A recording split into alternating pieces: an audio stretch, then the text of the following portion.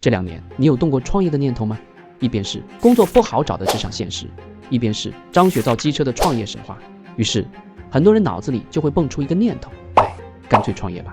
我就收到过不少这样的咨询，但是大多数情况我的建议都是别创业，因为太多人对创业有误解，把它当成了下一步，做到高管了可以自己干了吧，把它当成了一种情绪，宁可睡地板也要当老板。问题是创业考验的从来不是你要不要的姿态，而是你有没有的能力。3件事得提前想清楚。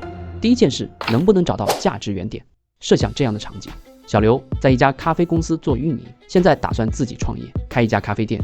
在公司上班时，他交付的叫局部价值，因为公司这台大机器早就把业务拆分好了，他只负责运营这个环节。但他自己开店就没有公司这台机器了，他得亲自去找到价值原点。在哪里找？在最终付钱的那个消费者那里。得回答3个问题。第一个问题，为谁提供价值？在公司，小刘面对的是市场部递来的一张客户画像表，现在呢，得自己做判断，是卖给白领还是卖给学生。第2个问题，提供什么价值？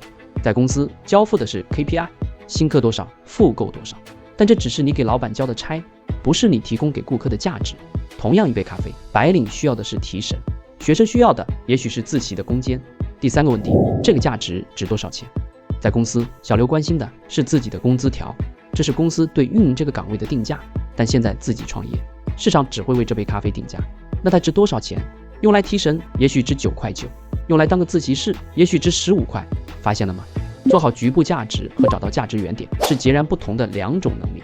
小刘也许在运营上是个行家，但创业真正考验的是你能不能跳出那个被公司切好的环节，直面市场，独立把这3个问题想透。想不透这3个问题，你的创业就只是一场没有工资的打工。第2件事，能不能面对墙外的风险？对于创业，不少人或许高估了自己的抗压能力。在公司能扛 KPI， 能搞定难缠的客户，觉得出去创业无非就是多吃点苦，这其实是一个误区。在公司里，你扛的叫压力，脱离公司后，你面对的叫风险。小刘的咖啡店终于开业了，真干起来他才发现事情和想的完全不一样。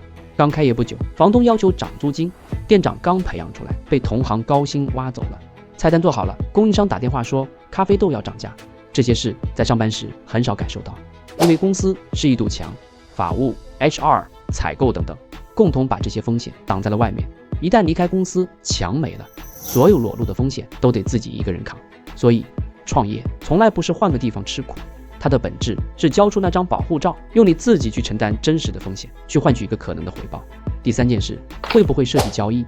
在公司里，小刘的交易结构很清楚，他交付运营结果，公司给他工资和奖金，目标、考核、回报，组织都已经设计好了。小刘其实只有一个交易对手，老板，但自己创业，他要面对一堆交易对手，每个人的算盘都不一样。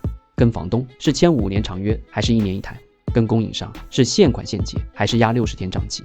跟员工是发固定底薪还是给业绩提成？跟客户是做团购折扣还是推会员卡？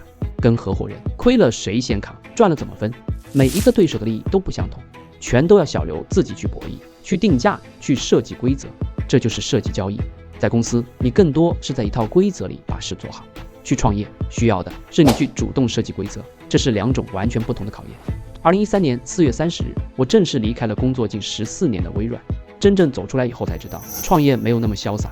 刚开始那段时间，天天跑到社区图书馆去上班，当时除了知道大方向是战略咨询，具体怎么做，全是摸着石头过河。从打工人到创业者，这中间隔着无数个需要自己亲手填平的坑。所以，如果你现在也想创业，我还是先建议你别创业，先等一等。价值到底为谁？解决什么问题？风险没了，公司那堵墙真出事了，你会不会崩溃？交易面对所有人，能不能把复杂的交易规划清楚？这3件事你都想清楚再出发。祝福每一个小刘。关注刘润，降低商业的认知门槛。